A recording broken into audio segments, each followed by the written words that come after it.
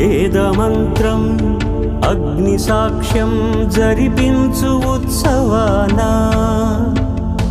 పసుపు కుంకాలు పంచభూతాలు కొలువైన మండపాన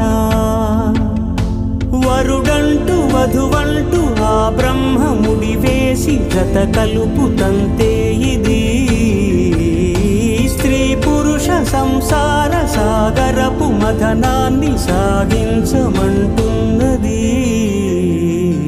జన్మంటూ పొంది జన్మివ్వలేని మనుజునకు సార్థక్యముండదు కదా.